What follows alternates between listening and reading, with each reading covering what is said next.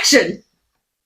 Hi, welcome back to another episode of What's the Vibe with Kadi and Amy. We're rolling through some new material today, and I already know we don't have any updates because we just did one. So I only have one question. I'm ready. What's the vibe? No, the vibe is so fun today. Okay, I'm ready for some fun. The vibe is twins. Ooh. The vibe is, you'll understand why I say this, unsolicited advice. Okay, twins, unsolicited advice. The vibe is rivalry. And the vibe is pseudonyms. I'm into whatever this is because it's so intriguing. I almost feel like you are going to, surely you know, at some point in my story, you're going to know what this is that I'm talking about. Okay. Because I've heard of it, and it's from a long time ago. Okay. But I'm going to try to sit still so everything stops making so much damn noise, but I can't. Okay, sorry. It is hard. Yeah. So just before I even start, I thought it was kind of fun because we've always joked, but also we've been very serious about having our own business or being our own bosses. Yes. But that has ranged so far from, like, we've talked about the podcast. We've talked about doing a daycare. That was very brief conversation. We've talked about opening up our own stores, doing a coffee shop. We've talked about selling our own solicited advice. Yes, we have talked about that. So I'm going to tell you about a couple of people that have done one of those things for their career throughout their life. I hope it's something I can figure out and learn and do. So this is going to go through a couple of different phases. And at the end, I've got a couple questions for you. Okay, this does sound fun. I'm excited. This just came to me spur of the moment. I was like, ooh. So I'm going to start in 1907. Damn. And I'm going to bring it all the way up to 2023. Okay. So in 1907, a woman by the name of Ruth Crowley was a Chicago nurse and an associate editor for American Family Magazine. Okay. So she was born in 1907. I think I might have said she was working, but she wasn't. She was just a wee baby. Aww. But in Why did you go Irish? She was just a wee baby. I don't know. That was cute. I liked it. We should do accents one day. That would be so fun. All of mine are the same. Or just off one. You've got a fun Scottish and Australian accent. I love when you channel Nicole Kidman. What's the problem, Keith? Okay, I'm so sorry. I look and sound just like her. Did you even know it was me? Can I have your autograph? No, right? Here we go. Back to Ruth. Ruth is a wee baby. No. So she was a wee baby for a little while. Then she grew up and was a nurse and an associate editor for a magazine. Those are like two hard jobs to be doing she was at the same time. Yeah. Another Ruth killing it. Yeah. Damn. In 1941, though, she started writing a child care column for The Sun. And she was just really loving writing and giving people information with her background as a nurse on how to care for kids. Okay. But it just wasn't enough for her. So within 2 years, she said, I want to start writing a second column. I feel like I just have more that I could share. But at the same time, she didn't want people to be confused by her having two columns. So she decided to come up with a fake name and started a very popular advice column known as Ask Ann Landers. Oh, okay.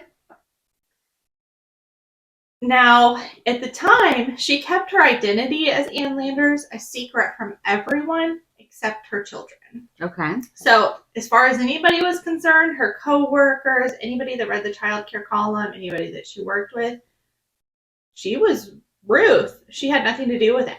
Ann Landers. Okay. Slowly, Ask Ann Landers started gaining popularity, and people were writing in from all over.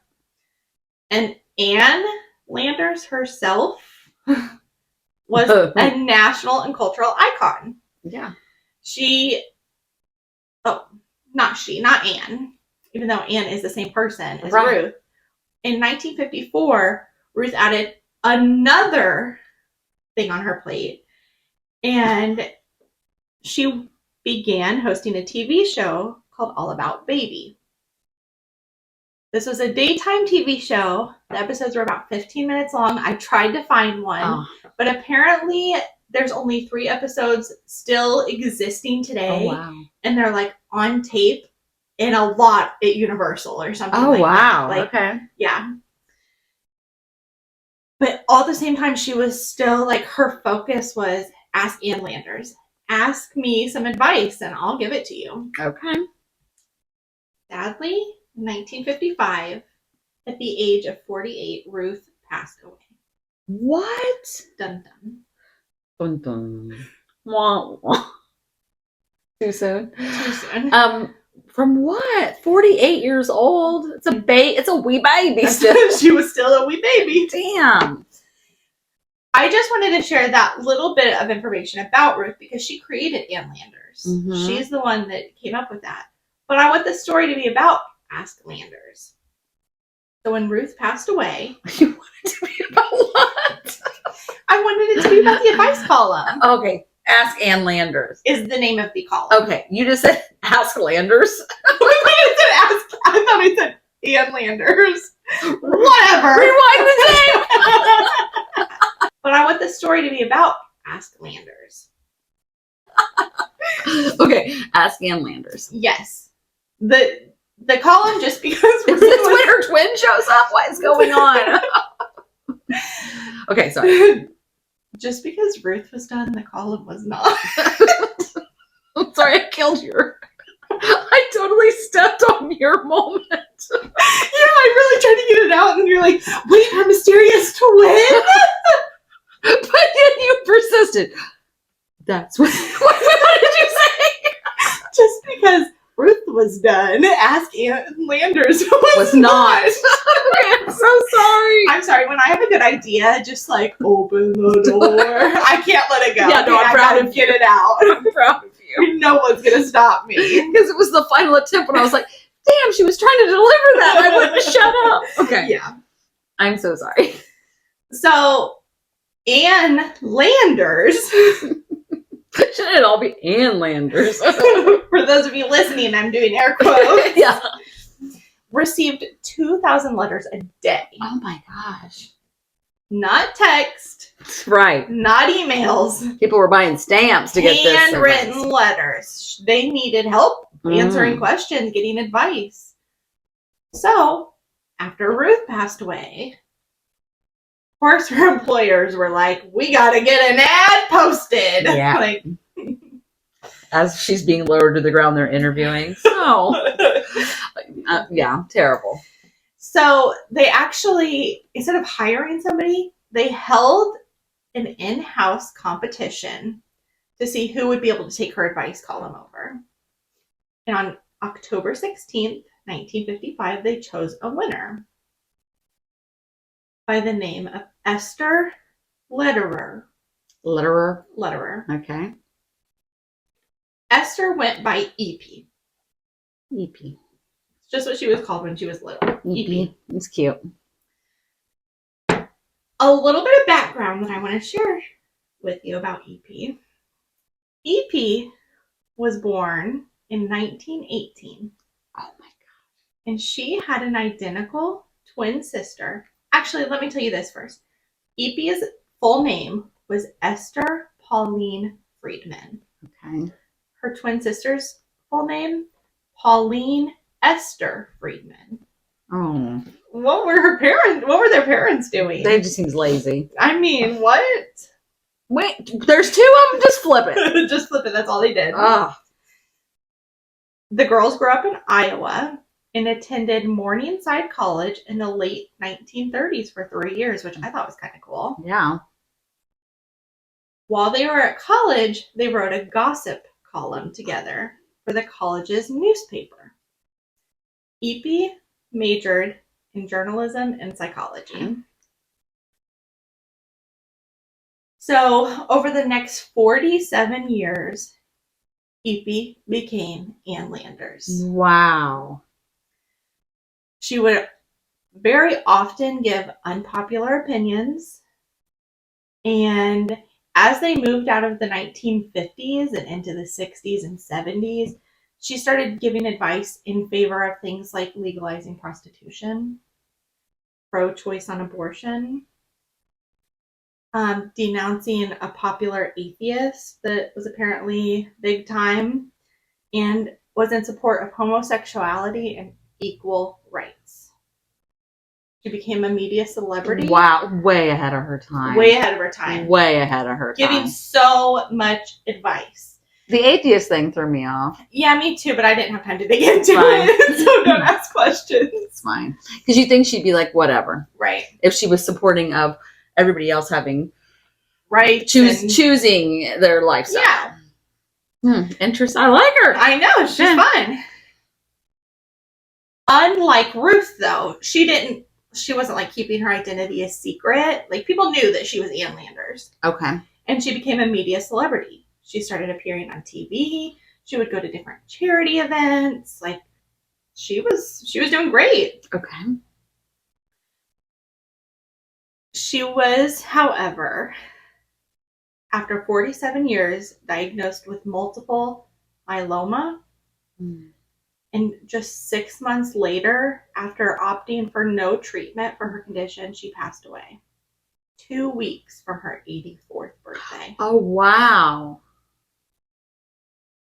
Huh. She chose, unlike Ruth, again, not to have anybody take over the column. Okay. And she was pretty much said, when I'm done, so is the column. Oh. Like, this is it. As she should after doing it that long. Right. Wow. Even though they stopped Ask Ann Landers. That's hard. It is. Her editors were encouraged to start something called Annie's Mailbox.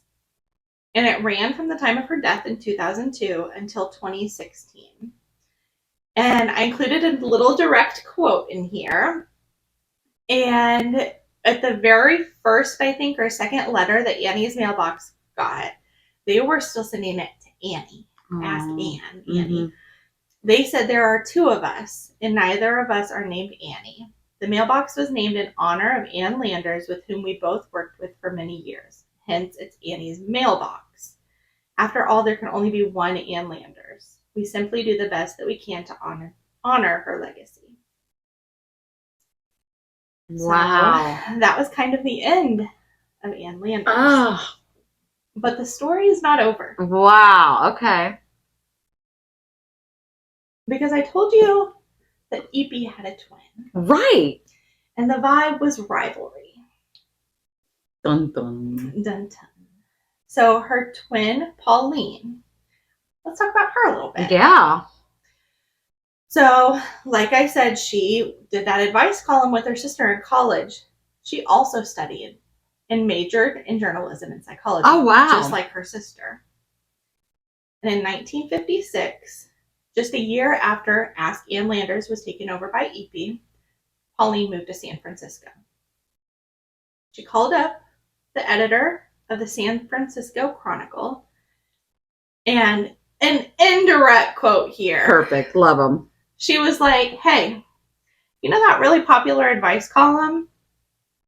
And he was like, yeah. She's like, I could write one even better than that. Damn. Against her sister, her Cutthroat. twin. Yeah. Like, usually twins have like this undeniable connection. I can like, feel when do you're anything hurt. to Yeah. hurt the other.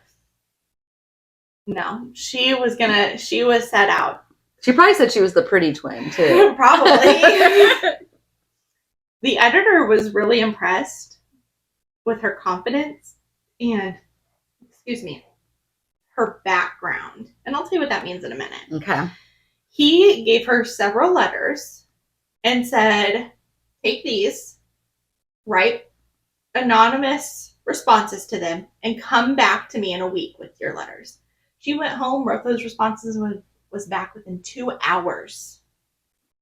She wanted her own advice column.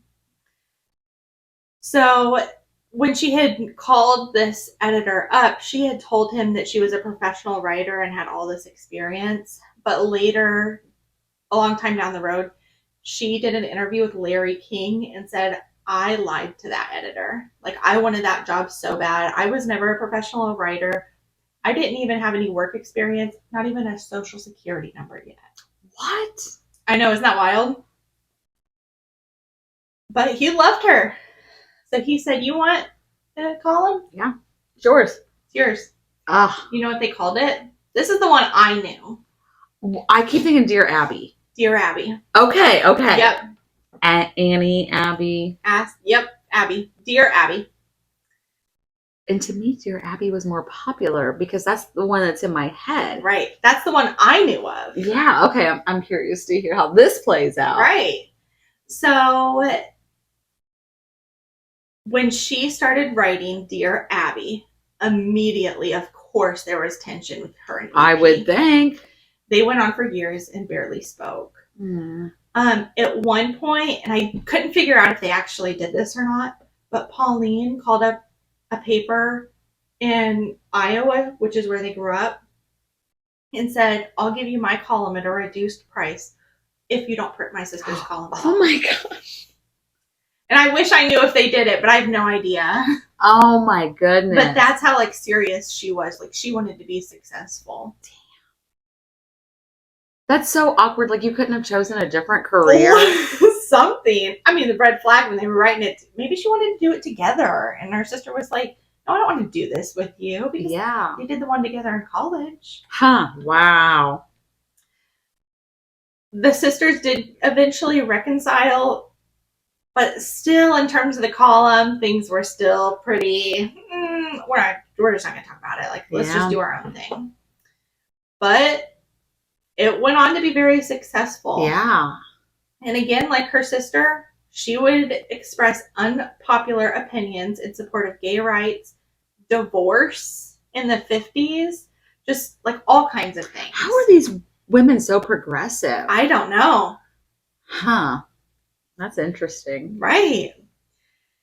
In 1987, Pauline at this time had a daughter named Jean, and she wanted her to come on as a co-author. So she brought Jean on, and they co-authored the column together. They would go on to write the column for a little over 10 years, when Jean would eventually take over in the early 2000s. Oh, okay. Not long after Jean took over, they announced that Pauline, a couple of years earlier, had been diagnosed with Alzheimer's. Oh. Pauline continued life until 2013, when she passed away at the age of 94. I love all this longevity you're bringing tonight. Or I'm sorry, that was last week to you guys, but. Side note. Dang.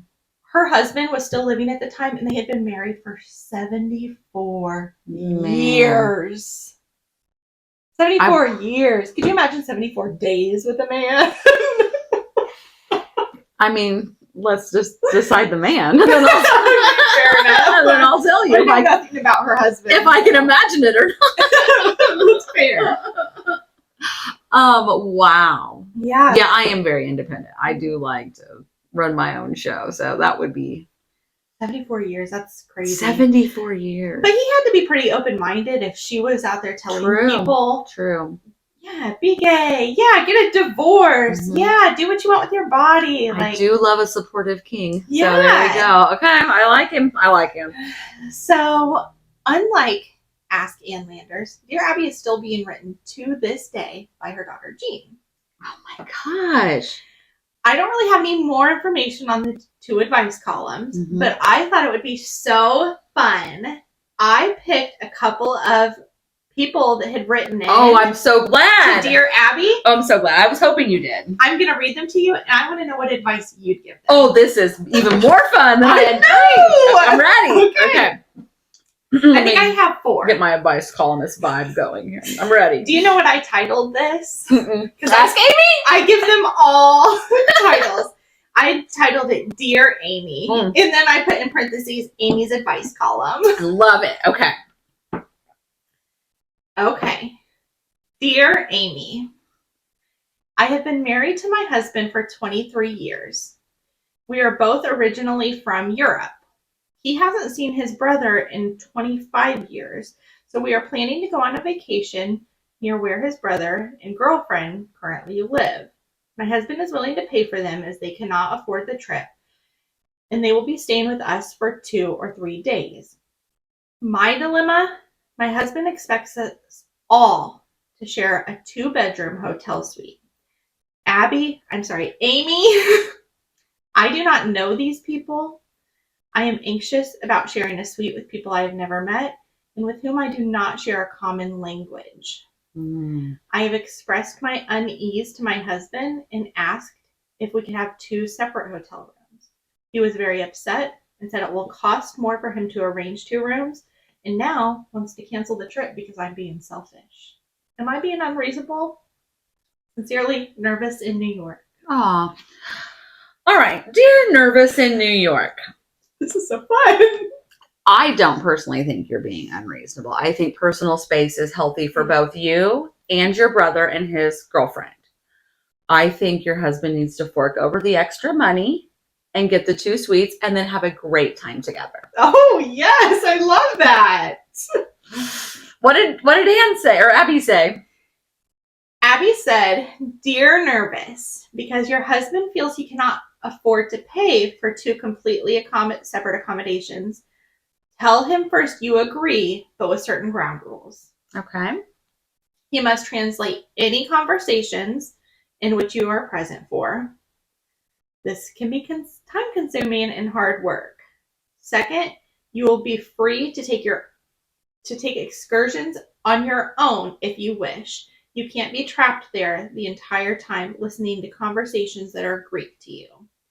Give it a try, and you might be pleasantly surprised to find that you like your brother-in-law and his lady friends. If it turns out you don't have to go along on your husband's next visit, which may not happen for another quarter of a century. Fair too. I know. Too. Okay. I agree with Abby as well. But I'm just like, come on. If you want to do this trip and to make everybody comfortable, right, you can make some extra bucks. DoorDash. Amazon Flex, sir. Amazon Flex. Get out You there. can make $200 a day and you've got that hotel paid for. And your brother comes once every 25 years. But right. I agree with her too. Yes, I see both sides. Yeah. I don't see I'll just cancel it then. That's excessive. It's giving your husband's a brat, if I'm being honest. Dear Amy, my husband Randall was a widower when we met. His wife Sylvia had passed away in November of 2010. We got married in October of 2015. I was recently shocked to discover that Randall has kept Sylvia's Facebook page open, supposedly so his grandchildren can send her messages on her birthday or anytime they feel like it. Last September, he posted a message that read, Happy anniversary, love you and miss you, 52 years today. If she were still living, that would have marked 52 years of marriage. When I read it, I realized that in his heart, he still feels married to her. Am I wrong for feeling that way? Sincerely, one of 2 wives. That's tough. That is a tough one.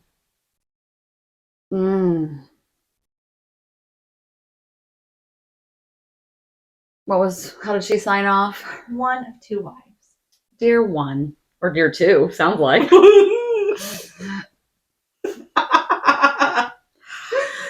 Dear 2, I say just move past it. If you have an otherwise happy marriage, he's allowed to grieve somebody that was important in his life. And there are children and grandchildren involved. So if there are no other red flags in this marriage, I say let him continue to grieve in his own time. Yeah. Love, Amy. Love, Amy. Something else that you made me think of when you were giving your response is if he posted last year, it would have been 52 years of marriage. 52 years. 52 years. That means they were together for at least 40 years. Yeah. Like, Yeah. I can't imagine having to shut that off. You've lost, that's a chunk, that's your life. That's your life. Everything you've done was with that person. You have little people running around that remind you of that person. I mean, I'm sure it does hurt. You want to be their number one, but you're not, honey. Yeah. Like, you knew when you signed up he was a widower. Exactly. Abby said. Let's see what Abby says. Dear one. Okay. I don't think you are wrong, but please understand that some people don't get completely over the death of a loved one, and your husband may be one of those people. It's not that unusual. If my Facebook is any example, people post about their departed parents, grandparents, even their pets and memorial pages on Facebook after a person's demise. If you and Randall have a good marriage, I suggest you develop a sense of humor about it. Sylvia is not a threat to you unless you make her one. Knowing that might lighten your load. We're kind of on the same page there. I would say so. Yeah. She's not a threat to her, just like she said. Right. If she is, you've got bigger problems. Seriously, you better call it Melinda Gordon. Yeah. You need to get the ghost whisperer up in here. Oh, gosh. Sorry, I've been really into Ghost Whisperer lately. I love a good show from 2005. The kids and I have a funny memory. I know it was at least me and the girls. It might have just been me, Star, and Maggie. We're watching Ghost Whisperer one night. Okay. And it was all dark. Of course. And I think it must have been Gabe or somebody was coming home. And we didn't know. No kidding. And the next thing we know, we see his reflection in the glass. Oh, that would be so scary. And we were like, ah! And then when we saw, and then here comes Gabe, like, what the hell? What's going on, guys? So yeah, I used to Oh, really you're a spirit. as one does. Like, how many spirits are popping up on you guys? Literally. Oh, that's good. You're gonna like this one. Okay. Dear Abby. Dear Amy. Sorry. Amy, damn it. I recently moved away from my home state and across the country. In a text to my mother, I suggested she come and visit and stay at my place for a few days. A few days later, in a family group text, my father mentioned he is looking forward to visiting. While I am polite to my father for my mother's sake, I do not want him visiting me or staying in my house. The invitation was strictly for her. How can I tell my mother this without upsetting her? I would really like for her to visit, but I am simply not comfortable seeing my father. Sincerely, uncomfortable in the East. Dear Uncomfortable, I say, first of all, what the hell's going on? I know, give me the tea, girl. What trauma is going on with dad? And whatever it is, I say you are just honest with your mother. Otherwise, you're going to be stuck with 2 house guests, lady. That's right. So I say be honest. Love, Amy. Dear Uncomfortable, is your mother aware of your feelings about your father? If she isn't, tell her why and how you feel. If she's aware, then she was wrong not to let him know that the invitation was only for her. Pick up a phone, call her, and make it clear that he is not to accompany her. Ooh, I think we lined up again. Should I start an advice column? I think you should. Yeah, it's going to be Katie and Amy's advice column, because the problem is I'll spit it out, but I don't like to read. So okay, yes. So it's going to have to be a tag team effort here. Wow, this is. Yeah. Do you need advice?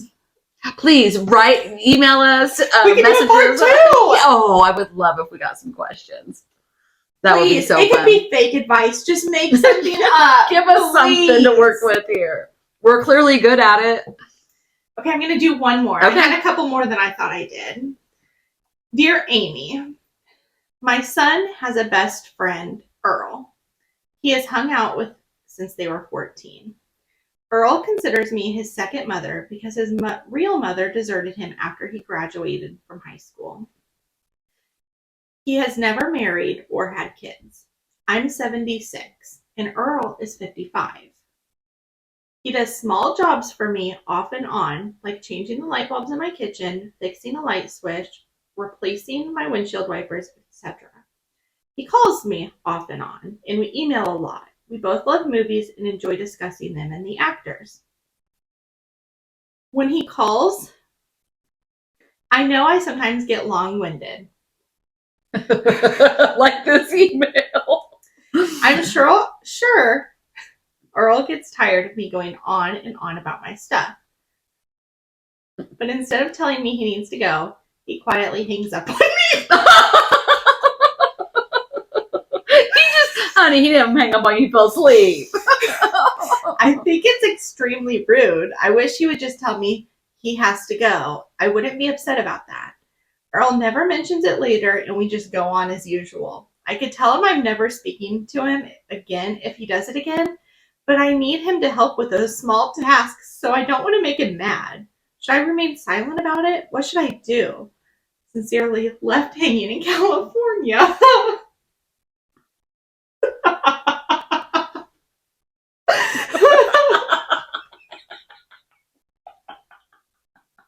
Oh my gosh, okay.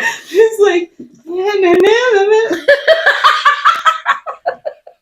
oh, she's so good. Maybe he thinks she has dementia or something and she'll forget. He could at least be like, hello? Can I get a word in? I can't hear you. We must have a bad connection. No. Plot twist. Earl has narcolepsy and he's just falling out. As I was like reading that long-winded letter, he does this stuff for me. We're this age. Yeah. I just thought it was going to get weird. And then she's like, he hangs up on me. I thought it was going to be like he's into me. And I was going to be like, well, I have a rule. You do. How old's your son? Exactly. If you're 1 year younger than my son, it's not happening. But if you're 31 or above, call me. Now's the time. Oh, wow. Okay. Dear left hanging. Oh my gosh. Every time you say dear, you give the exact same title as what Abby gives. I'm sorry. Dear left hanging, might I suggest that you pursue some outside hobbies? Perhaps join a book club or attend bingo. Find another outlet because clearly Earl has other things to do. He's kind enough to help you around the house. Don't take advantage of that kindness by keeping him on the phone for hours. Sincerely, Amy. Dear left hanging, tell Earl that when he hangs up on you, it's extremely hurtful. Explain that you know you are sometimes long-winded, and if he needs the conversation to end, there are kinder ways of doing it. Tell him that if he lets you know he needs to go, it will not hurt your feelings, and that you would prefer it this way. Then cross your fingers that the second son gets the message. Sincerely, Abby. Kind of liked mine better. I did too. So maybe we do need to start an advice column. I don't know. I mean, there is something to be said for honesty. Hi, Jake. Come make a guest appearance on our podcast. Just keep your face on the camera. I talk about our husband all the time. You could at least say hi to the fans. Say hi to the vibe tribe. Look at that handsome ginger. What is this? The neighbors. Yes. Thank you. 2 seconds. I'm so sorry. I loved it. Those were good. And I know it's probably just my ego, but I really did like mine better. I think if she found another outlet, this wouldn't be so offensive. And someone needs to tell her. I know. I'm really defending you're kind my of aggressive about the way you're telling her. You're like, get over it and go do something else. But that'd be the beauty about writing an advice column. You can be direct. That's true. That is very true. So that's all I have, but I would love to do a part 2 if we really did get some people. Oh, me too. Or just scenarios asking for advice. So anybody gets anything, send it our way. Yeah, I might just email myself. If you need advice, yes. Just type up and then tell us what you tell yourself. Yeah, exactly. But yes, that is all I have. Keep it fun. That was good. Interactive. That was fun. So, what's your vibe? My vibe, once again, I'm on a trend. I'm on a women power, Okay. survive at all I costs. love it. I just think it's important. We've kind of been down in our house a little bit, and just some reminders that you can overcome all odds. So, with that being said, I'm going to tell you the amazing survival story of Susan Kuhnhausen. Okay. Have you ever heard of Susan Never. Kuhnhausen? Well, Susan Kuhnhausen was a 51, not 15. Oh, I was like another 15-year-old? No, a 51-year-old nurse. Okay. And she worked the night shift. And did she work the night shift? Yes, she did. I think she did. And one morning she came home, though. But you know how sometimes it's still dark in the mornings? Yes. But every night when she left for work, she would open up all of her blinds so that when she would come home, okay, it would be light. Oh, in the house. My kind of girl. Yeah. I love all of the blinds open when it's daylight out. As I'm about to tell this story, I'm thinking, oh, this is going to be the death of me because I love it dark. No. I'll never see an attacker coming. No, I want the blinds open. I want the sunshine in the house. Maybe I'll try it once I move. You should. It gives you energy. Yeah. And now that I have no windows where I'm currently living, I'll be like, what is this glass device? Give me some SPF. That's too much. But this morning, when she comes home from work, it's completely dark in her house. Ugh. So she thinks she must have just forgotten to open the blinds before she left. And when she had come in her house, she came in through the mudroom. Okay. And there was a note on the back door that said, needed time to think, so I went to the beach. Does she have a roommate? Mike. Okay. Mike is her husband. Oh. And they were currently going through a divorce. I guess you did say she was 51. Not that 51-year-olds can't have roommates, but it would make more sense for her to be married. Would it though? Would it though? Somebody else lives with her. Okay, fair enough. And she had met her husband, Mike, through a personal ad that she had posted with the help of like her mother and a friend. Okay. And because this was, oh gosh, what year was this, Katie? I'm so unprepared. I'm so No, sorry. You're not. I thought you said it was 1953. No. 74. It was the early 2000s. 89. It was the early 2000s. And I guess in the early 2000s, they didn't have like Tinder. Yeah, no, I don't Bumble, think they did. Grindr. They didn't even have Facebook yet. Okay. Then so that's why. That explains it. That's why she had to put a personal ad in the newspaper. And it was so, I wish I had it word for word because it was so cute. It was like slightly overweight lady looking for love or something. That is harsh. Could you imagine meeting your husband through the newspaper? First of all, I'm trying to imagine what it. would you write What would my personal to ad get say? somebody's attention? Gosh, I don't know. You know what I mean? I know. Sassy, outgoing, independent woman looking for, never mind. People are going to be like, oh, she doesn't want me, I want her. I I can't resist a woman that wants to be independent. That means she pays her own bills. I'm in. But Mike responded to the ad, and they were married for, I think, 12 years. But things had kind of soured. So that's why when she came home that day, he wasn't there. And as she enters her bedroom and she looks over at the curtains like, man, I can't believe I didn't open those.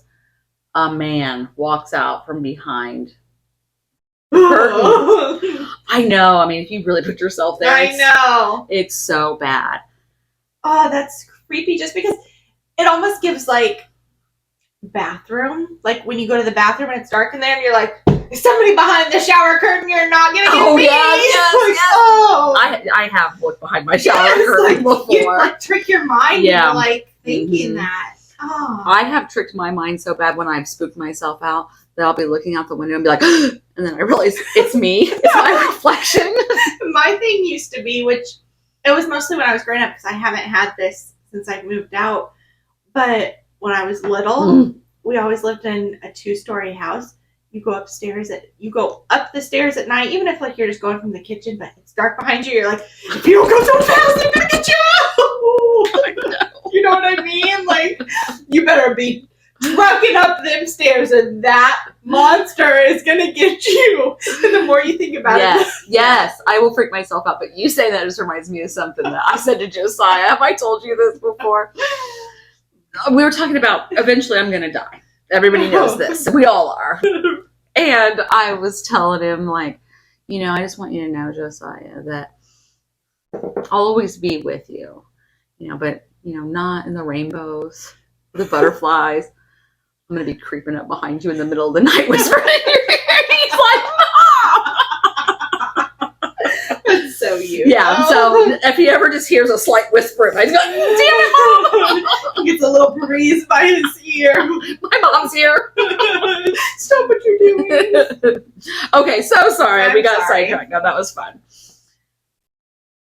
This man had a hammer in his hand, too. Oh, my gosh. But, and in Susan's own words, she has said, I was an attacker's, like, dream. I was 51. I was overweight. I had 2 bad knees. And I just worked, 10 hours. So he thought, this is going to be easy peasy. But what this hitman, spoiler alert, this is a hitman. What this hitman did not know is that the nurses had all taken a self-defense class. Oh, that's smart. Know, because in the emergency room, sometimes there's unruly patients. That's true. Or just, you've got to kind of put your weight into stuff. And so they had all, and it's night shift. Right. So they'd taken this self-defense class. And here's something that I learned from this self-defense class. I want you to learn, and I want you to learn. I hope you're going to get up and show No, us. Can you imagine? Jake, get back up here. Throw him over my shoulder. Try to punch me. Hey, come at me with a hammer, man. No. We get slap happy by the second episode. I don't know. You pretty slap happy the last week. True. What she learned in self-defense class is, if you are ever and you're about to be attacked, do not turn and run away. Smart. Crowd them. Oh. Crowd them. Get closer. Get closer, because it's harder for them to hit you with anything if you're right there on top of them. Ooh, that would be scary. It would be so scary. But she did it. She stuck to her training. Wow. And so she rushes in. And she's like trying to pushing back. And she's saying, who sent you? What are you doing here? Yeah. And he is hitting her with the hammer. Okay. But the blows are not as powerful as they would have been as if she would have been running off and he hit her in the back of the head or something. So that was good advice. I know. She pulled him down to the floor and repeatedly bit him in the arm and the thigh, hoping that if he did end up overpowering her and taking over, that her teeth marks would be on him. Oh, so smart. Her DNA would be on him. She was trying to grab stuff and of his and throw it under the bed. She was even thinking all the way through, if this doesn't go the way I want it to, he's going to get caught. They're going to catch him. Yeah, absolutely. And even though he was a lot taller than her, she outweighed him. So she was using her weight to pin him down or to bum rush him. I mean, this fight went on for a long time. And the whole time she's asking him questions and trying to get him to tell her something, he only said one sentence to her the whole time. You're strong. I mean, when you're right, you're right. They can't be right all the time. Yeah, you're strong. That's so creepy. That is creepy. So then she gets him in a chokehold. And he's starting to lose consciousness. And she said, if you tell me what you're doing here, I'll call you an ambulance. If you don't, we're calling the morgue. Oh! Get it, Susan. Is that her name? Yeah, Susan. Okay, good. So eventually she does choke him unconscious. Wow. And she gets up to run out. He comes back too. And the fight's back on again. So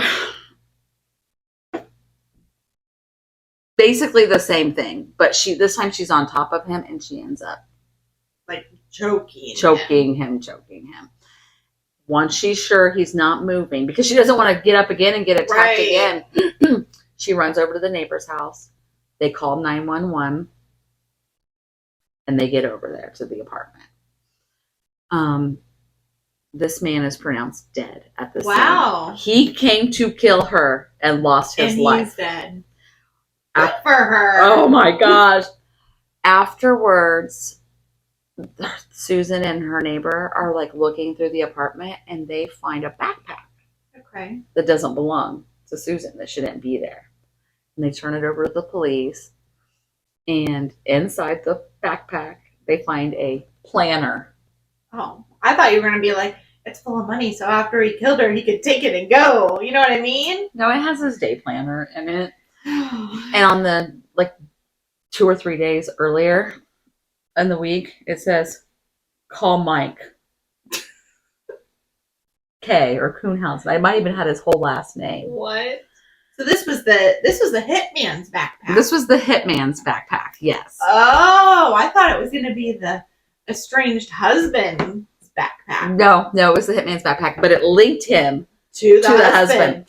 And it was determined that Mike, the husband, knew she had already changed her will because they were already in the stages of divorce.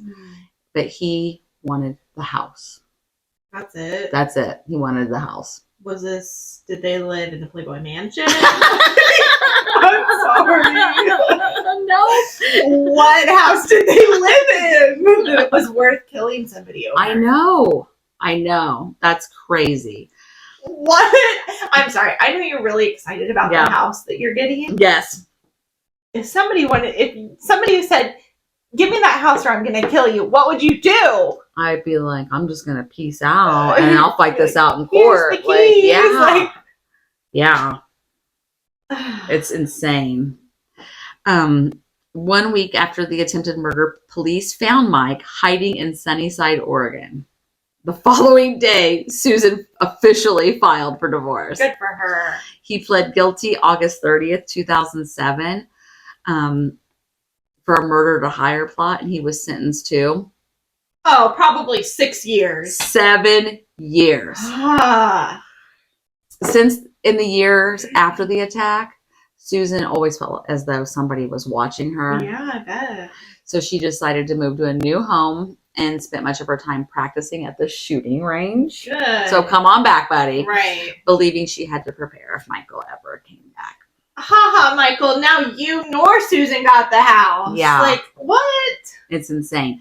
But one thing that Susan did, and let me just read this really quick so I don't tell you wrong, because this is kind of important for the advocacy. I love that you said, let me just read this to you really quick. Unlike me, who's just like talking, doing a Mitch McConnell up here.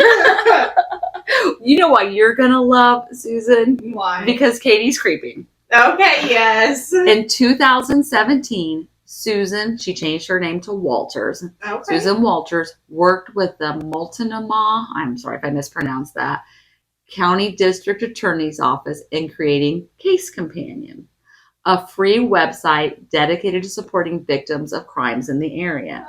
Okay. It answers questions about the justice system, what to expect in proceedings, and provides online resources for victims. Oh. Furthermore, as soon as the office files charges, victims can track their offenders, court dates, sentencing details, and information about when offenders